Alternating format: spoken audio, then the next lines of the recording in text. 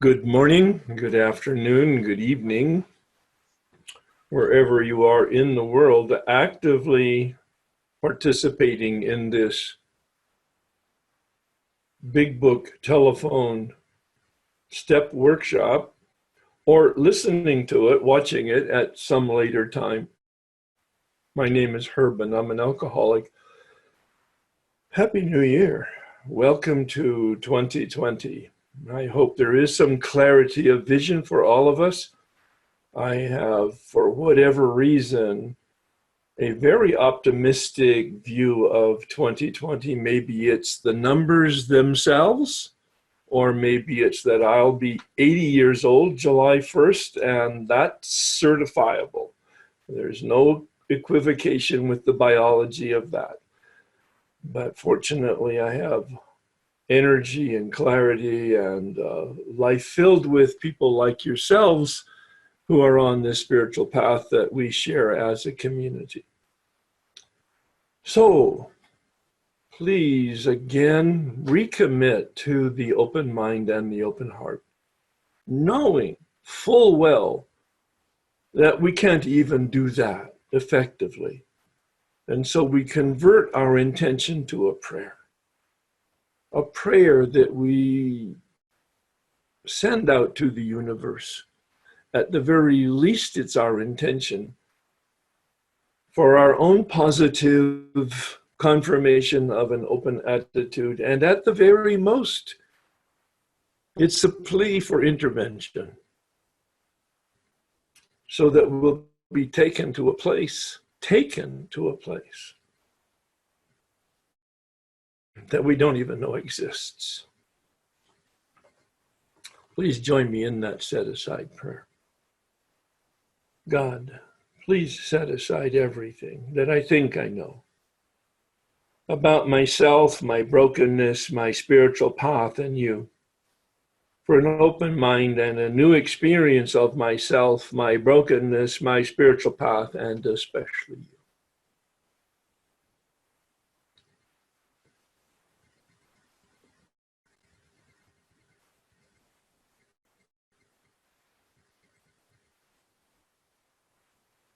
Please join me in the Serenity Prayer.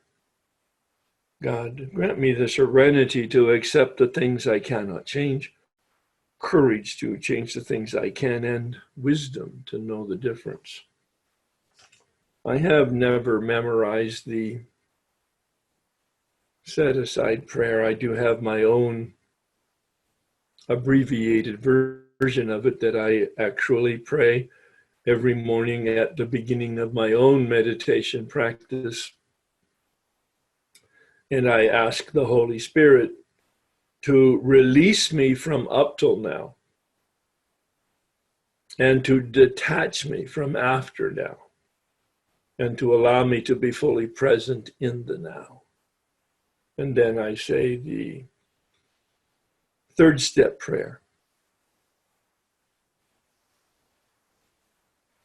A recommitment to that alignment that I am committed to, alignment with reality for the day.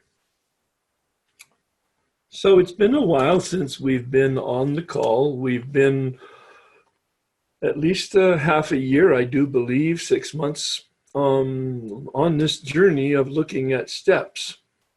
We spend a lot of time on step one because it's the foundation. Bill uses an architectural analogy. An arch. We're building an arch through which we walk to freedom. It's a wonderful poetic metaphor. We're building an arch through which we walk to freedom. Freedom from what? Well, the first step tells us freedom from our addiction, first half of the first step. Dash, freedom from unmanageability, second half of the first step. The book promises, and you know this, I've commented on it many times, but quite frankly, I don't believe we can ever hear it enough as a reminder. Addiction is a problem. the first half of the first step. And it's a problem that we cannot effectively deal with. No, you heard it correctly. We cannot effectively deal with our addiction.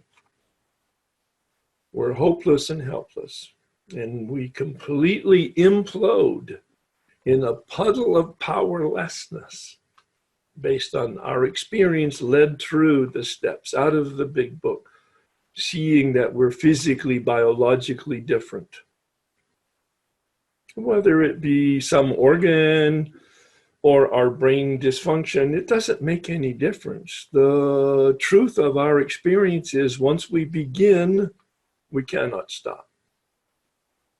And it applies to anything, a substance or a process.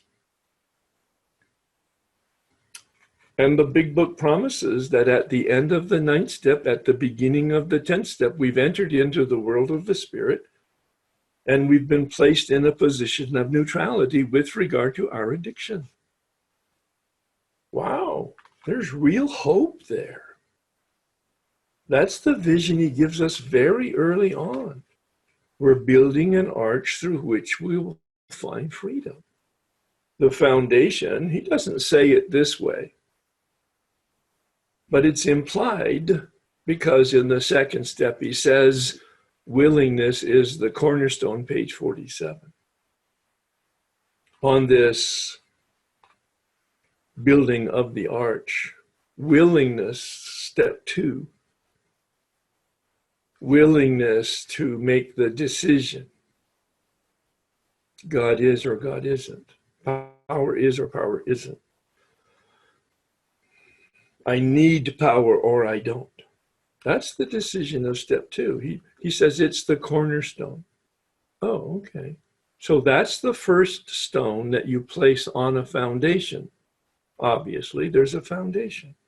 Since it's the 2nd stone, obviously, the 2nd step, obviously, the first step is the foundation. That's why we spend 3 months at least on step 1. Both to understand it in terms of the way the book acknowledges it, an allergy in the first half of the first step, what's wrong with our body, and an obsession, what's wrong with our mind. First half of the first step, but second half of that first half. Our body is dysfunctional, subject to an allergy, meaning an abnormal reaction. But our mind is also dysfunctional, abnormal. Abnormal. Bill says, in fact, he uses the word defective. We're mentally defective. I hate it. But I've embraced it because it's true, based on my history, based on my actual behavior. Not in terms of the insanity of the psychiatric model or psychological therapy model. No. This is not DSM stuff, Diagnostic Statistical Manual. This is not science. This is Bill's approach to say that we have a vulnerability to an obsession. That's the dysfunction of the mind. He calls it insanity, coming from the Latin sanus, meaning health, insanus, meaning unhealthy. That's all it means. The mental defectiveness is not a condemnation or a scientific categorization. It's kind of a poetic, artistic, experiential observation that there's something wrong with us. We don't learn from our experience. We don't connect the dots. We don't remember to remember. We quit, and we can stay quit for a period of time, whatever it is that we intend to quit in terms of addiction. But we can't stay stopped. At some point, He confirms it on page 43 at the end of his discussion. We have no effective mental defense against that first fill in the blank. Connection to our addiction, de jure, because maybe it's changed. So the problem is addiction, but the problem is unmanageability, the second half of the first step. And in that space where he confirms that we've entered into the world of the spirit, as he introduces us to steps 10, 11, and 12 on pages 84 and 85, we've entered the world of the spirit, but he says we're not cured. Oh, we're recovered. Our addiction has been neutered. Our addiction has been neutralized. We've been placed in a position of neutrality. Here, the words, we didn't do it. We have been placed in a position of neutrality. That's the promise. Very specific.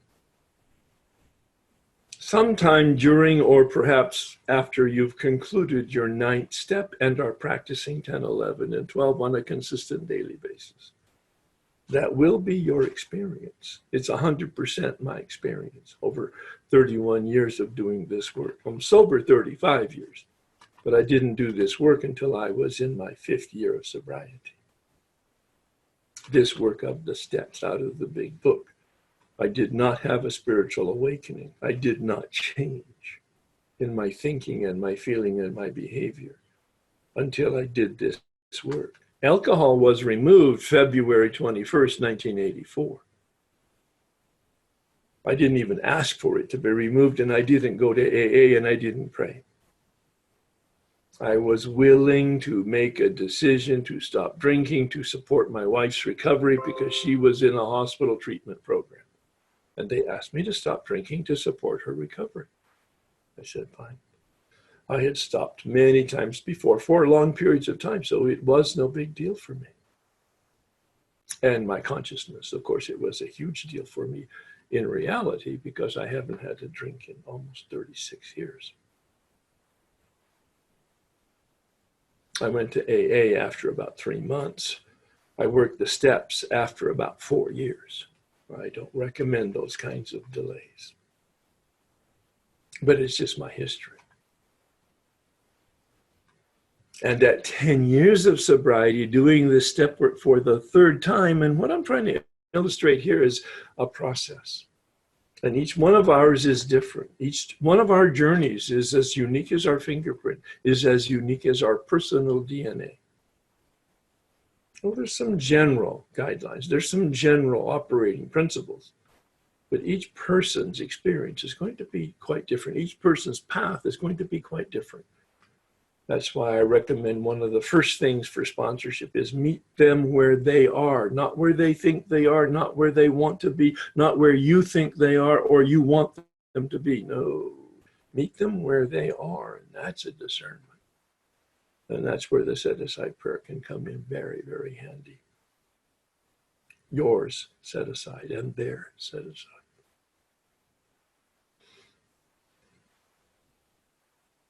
And once I see that, in fact, I'm not cured, that I have a daily reprieve from unmanageability, the bedevilments as they describe the behavioral description on page 52, and the exact nature of that reason and the source of those bedevilments on page 62, selfishness, self-centeredness. It's the way I am. Human beings. It's not, again, a scientific designation. It's just an observation about human behavior. It's a survival mechanism that's built into us for good reason, so that we will, in fact, survive and propagate the human race. That self-centeredness for survival purposes that manifests in instincts, fight, flight, and freeze. Those are the instincts that we looked at in step 4 and are looking at right now through the lens of power, because we made a decision in step 2 about power, that it is and what it is. No, you made a decision.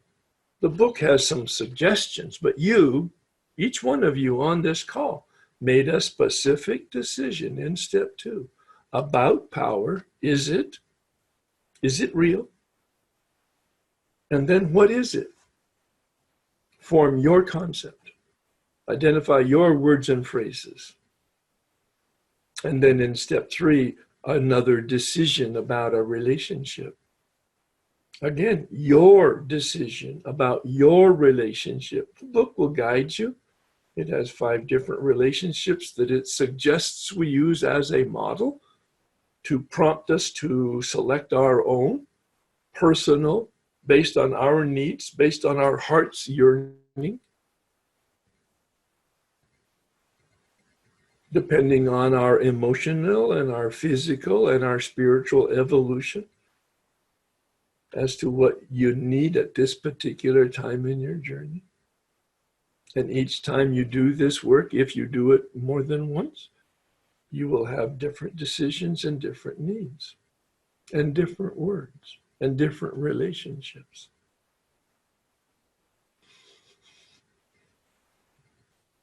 We made that commitment in step 3, and we made it publicly. We prayed together. The group on this call prayed together. Perhaps you did it out loud. I had encouraged that in the privacy of your own room, but in the community, the universal community that we've established here on the call, to pray out loud, a commitment to turn, acknowledging that you can't do that either. We're powerless to turn, and that in fact your hope, your prayer is to be turned. That's totally my experience. And we looked at step 4, having 3 major parts in the big book: resentment, fear, and sex.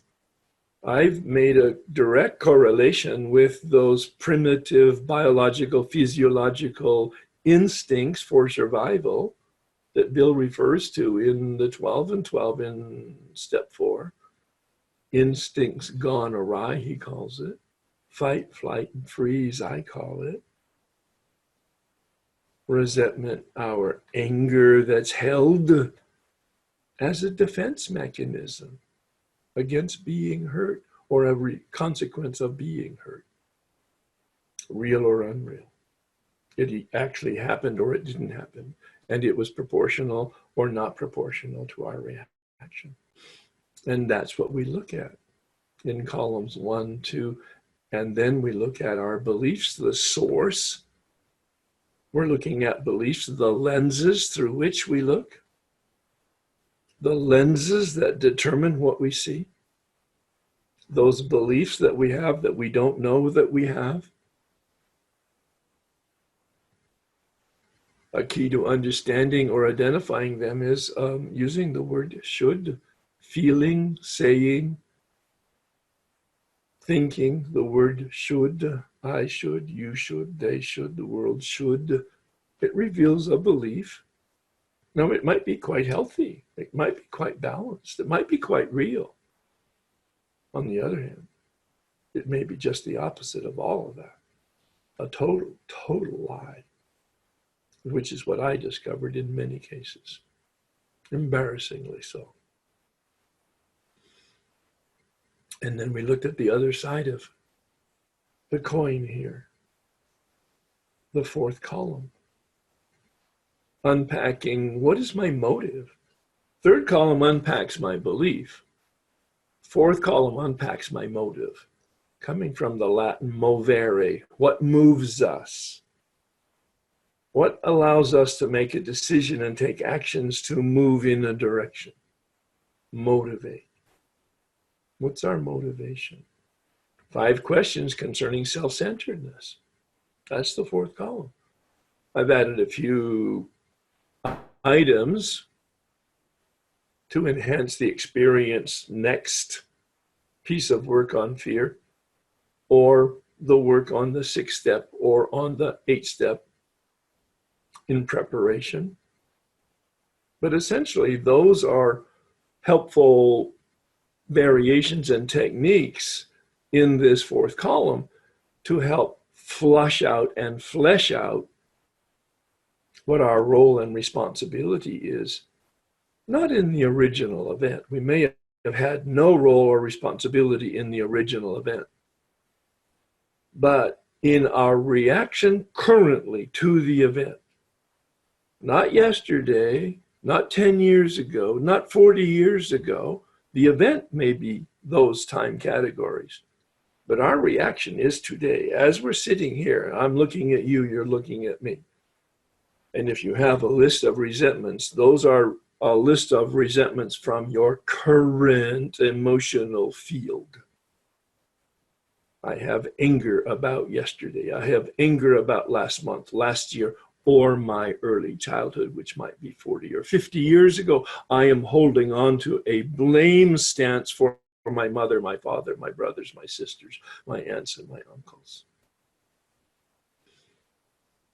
Not that they didn't do something that was in fact very dysfunctional and unhealthy and maybe even criminal. We're not excusing that. We are observing it.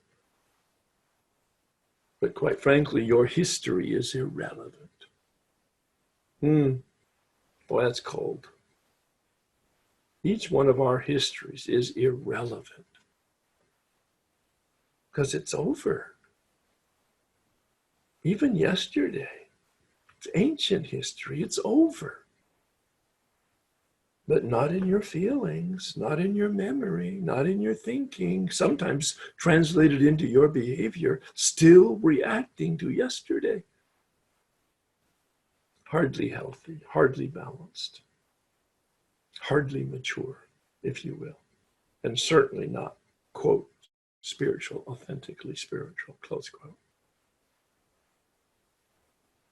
Not to guilt you or shame you, but hopefully to wake you up. Today, right now, it's the only moment we have. And to the extent that we're buried in any feelings about 10 seconds ago, we're not living in the present moment. I had a wonderful question given to me about a change in the 4th column format. I used to, on questions 1 through 5, have 2 perspectives. The original time frame then, and the current time frame now. And I found it a bit cumbersome, burdensome, and unnecessary. So I have eliminated it except for question number 5, where I think that it can be revisited productively. Questions 1 through 4, self-seeking, selfish, dishonest, and fear, looking at it from right now, evaluating those different perspectives right now in terms of my feeling, my reaction of anger. And then getting to question number 5, my role, my responsibility, the whole source of the reaction of anger, to look back at the original event to see if there's some learning that we can do from that. Might be relevant, might be helpful. But mostly looking at right now, what's the benefit to me? What's the source of it in me right now? But people have found it helpful to do those 2 time frames. And I believe it's cleaned it up in terms of making it a little more streamlined and not making it so cumbersome and burdensome, not only to explain, but also to do. So thank you for that observation and that question so that I can clarify it for people here on the call. We're moving on to the fear inventory, and it's so straightforward. Resentment comes from anger, which is our fight mechanism at the survival, biological, physiological level, an instinct. for survival. But if you can't fight, then you're going to run. You're going to hide. You're going to flight. Fight or flight. Fear. And so you've already looked at some fears in your third column. You made a list of 7 opposite the 7 variables of the third column. In the fourth column, you've made some observation about fear in the answer to question number 4 and 8. But those are parking spaces. My recommendation in the fear inventory is to make a list spontaneously without looking at those prior designations. From your head, from your heart, from your gut, just asking in the spirit of the set aside, what fears do I have? Not filtering them, just listing them. Don't be redundant, of course, but just list them. Even if the words are synonyms and it appears redundant, list the different words so that you are not filtering out prematurely.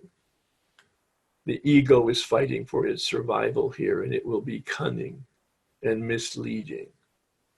So my emphasis is on allow it to be unfiltered. And then take a look at column 3 and column 4. And if there are things that are substantive from those columns, add them to the list. And the big book's suggestion is very simple. Make the list of fears and then ask why you have it. This is fictitious, but as an example, I have a fear of dogs because I don't know why. And so then I sit down and I think, and then I remember, oh, fictitious now. I was attacked by a very large dog when I was 5 years old, and I had to have stitches. So that explains psychologically my trauma and my fear of dogs. All right.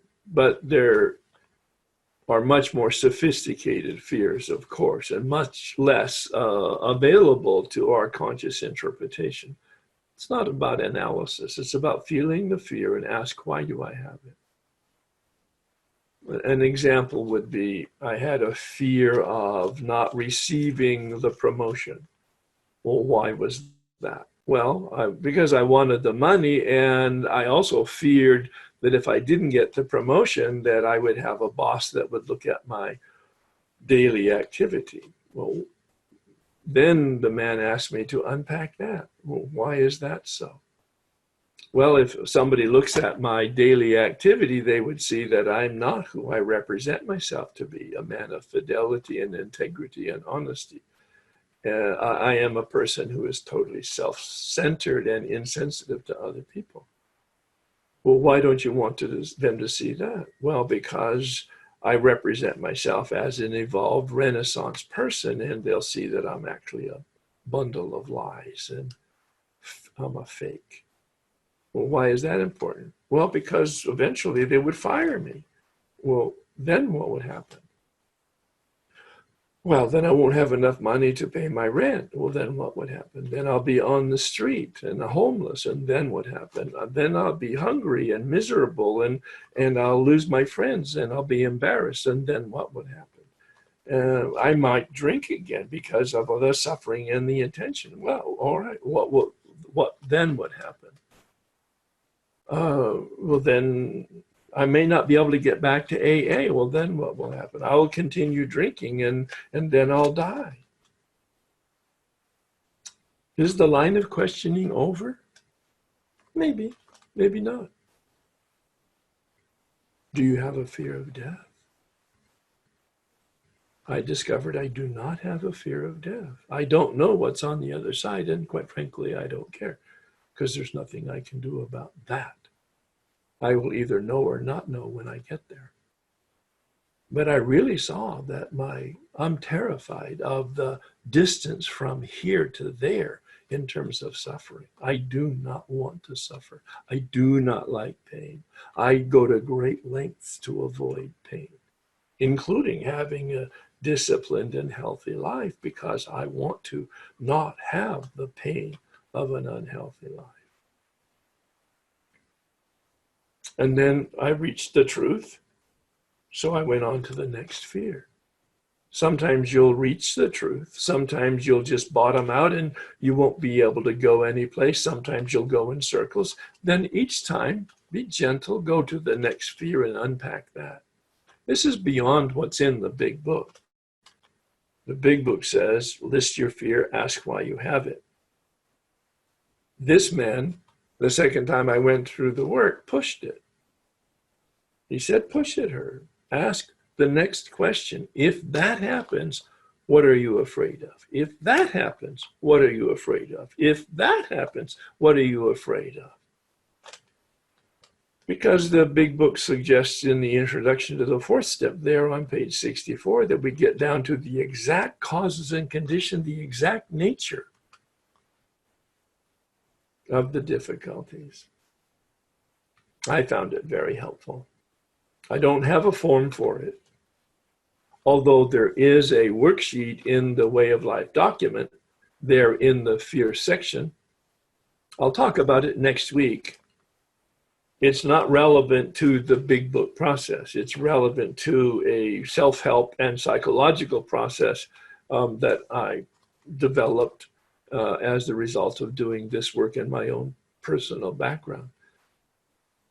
So I found it helpful, but I want to be very clear that I'm a big book literalist and fundamentalist, and this process I'm committing to you will be faithful to the big book. So when I step outside the big book in any substantive way, I want to be very clear about that with you. And that's all the time we have for today. As I indicated, continue doing column 3, column 4 work. Begin to experiment with the fear inventory work. Make sure that you've read and highlighted the fear material in the big book, pages 67 and 68. And we'll be on the call next week talking about that. Please join me in the Serenity Prayer. God, grant me the serenity to accept the things I cannot change, courage to change the things I can, and wisdom to know the difference. Thanks, everybody.